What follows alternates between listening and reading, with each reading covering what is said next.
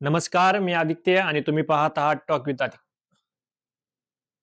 खरं तर सर्वात पहिल्यांदा राज्याचे उपमुख्यमंत्री आणि राष्ट्रवादी काँग्रेस पक्षाचे अध्यक्ष आदरणीय श्री अजितदादा पवार यांना आपल्या सर्वांच्या वतीनं भावपूर्ण श्रद्धांजली अर्पण करतो. चर्चेचा विषय आज हाच आहे, की दादांवर आज अंत्यसंस्कार झाले आणि तशाच प्रकारे घटनेला अनुरूप पुढच्या घटना या महाराष्ट्रात आता घडत चाललेल्या आहेत. खरं तर पक्षाचे राष्ट्रीय कार्याध्यक्ष प्रफुल्ल पटेल हे आत्ताच सुनेत्रा वहिनी यांना भेटून गेलेले आहेत आणि पक्षाच्या हालचाली समोरचे ध्येय आणि धोरणं कसे करायचे यावर नक्कीच त्यांच्यावर चर्चा झाली असेल. आत्ताच माध्यमांमध्ये देखील सुनेत्रा वहिनी यांचं नाव आघाडीवर येत आहे ते अर्थातच उपमुख्यमंत्री पदासाठी. तर आत्ताच्या घडीला महाराष्ट्रामध्ये सर्वात लोकांना जास्त महत्त्वाचा प्रश्न पडलेला आहे तो की पक्षाचं काय होणार? उपमुख्यमंत्री कोण होणार? खरं तर स्थानिक माध्यमांनुसार 2 शक्यता याच्यामध्ये वर्तवल्या जातात. त्या 2 शक्यता अशा आहेत, की दोन्ही राष्ट्रवादी एकत्रित येण्याचा प्रस्ताव तुर्तास तरी शक्य नाही. कारण जिल्हा परिषदेच्या निवडणुका या जाहीर झालेल्या आहेत. त्यांचे फॉर्मही भरलेले आहेत आणि 6 तारखेला त्यांचं मतदान देखील आहे. त्याच्यामुळे सध्या तरी अ, ती तुर्तास शक्यता नाही. कार्यकर्ता हा दोन्ही पक्षाचा कार्यकर्ता हा एकत्रित झालेलाच आहे. फक्त नेत्यांचंच एकत्रीकरण होणं गरजेचं होतं. नेत्यांचा निर्णय घेणं गरजेचं होतं. तो झालेला नाही. त्यामुळे देखील उपमुख्यमंत्री पदासाठी सुनेत्रा वहिनी पवार यांचंच नाव आता आघाडीवर आहे. तसं त्यांचा राजकीय अनुभव हा खूप कमी आहे, हे आपल्याला सर्वांनाच ज्ञात आहे. मात्र बेसिकली एक गोष्ट लक्षात जर घेतली ना, तर सुनेत्रा वहिनी पवार यांचा जन्मच हा राजकीय घराण्यात झालेला आहे. उस्मानाबाद, धाराशिवचे पद्मसिंह पाटील या घराण्यात त्यांचा जन्म झालेला आहे. त्यांच्या लहानपणीपासूनच त्यांनी राजकारण घरात पाहिलेलं त्याच्यामुळे फारसा हा त्यांच्यासाठी नवीन नसणार.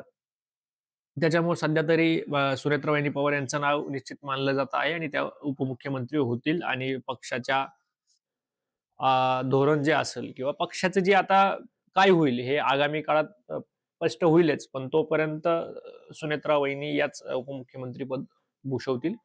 दुसरी शक्यता अशी होती, की जर दोन्ही राष्ट्रवादी एकत्र आल्या, तर याला सर्वात मोठा विरोध आणि सर्वात मोठा प्रश्न हा आदरणीय शरद पवार साहेबांचा आहे. याला कारण, की जर पक्षासोबत किंवा दोन्ही राष्ट्रवादी एकत्र येणार असेल, तर आदरणीय शरद पवार साहेब हे एन-डी-एकडे जाण्यात उत्सुक आहेत का? एन-डी-एकडे जाऊ शकतात का? हा सर्वात मोठा प्रश्न आहे. जर त्यांनी एन-डी-एकडे जाण्यास अनुकूलता दाखवली, तर निश्चितपणाने त्या गोष्टी होऊ शकतात.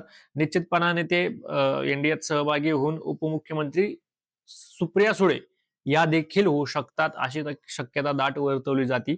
आणि सध्या भारतीय जनता पक्षाचा जर विचार केला, तर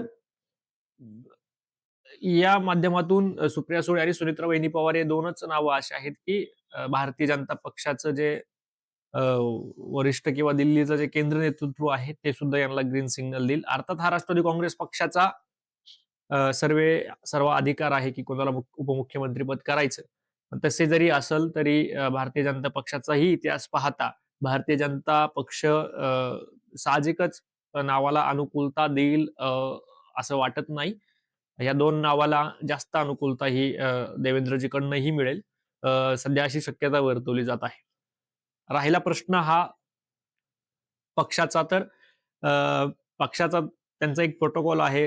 पक्ष राष्ट्रीय असल्यामुळं खजिनदार, कार्याध्यक्ष, प्रदेशाध्यक्ष आणि जी स्ट्रक्चरल बॉडी म्हणजे कार्यकारी बॉडी जी आहे, ती एकत्रित बसून नवीन अध्यक्षाचाही निर्णय घेईल. पण तुर्तास तरी नवीन अध्यक्षाचा निर्णय घ्यायला अजून वेळ जाईल.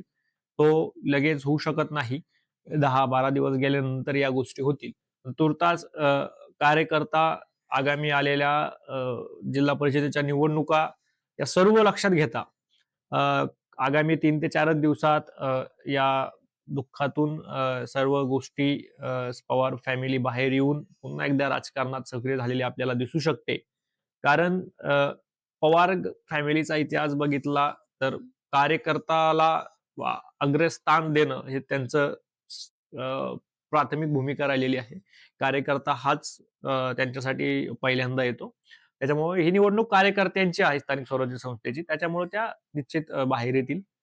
राहिला प्रश्न तो आता शेवटचा, की पार्थ पवार आणि जय पवार हे दोघे राजकारणात येतील का?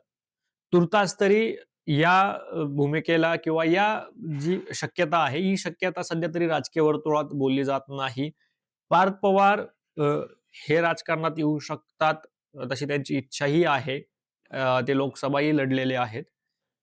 पण पार्थ पवार यांना पक्ष मानण्यापेक्षा, की पक्षातील जे सीनियर लीडर आहेत, ते कितपत स्वीकारतील आणि त्यांची निर्णय क्षमता किंवा निर्णय भूमिका जी असती, त्याला पक्षातील आमदार, खासदार आणि पक्षनेते कितपत सहकार्य देतील, हा महत्त्वाचा प्रश्न आहे. तो आगामी काळात त्याचं उत्तर मिळेलच.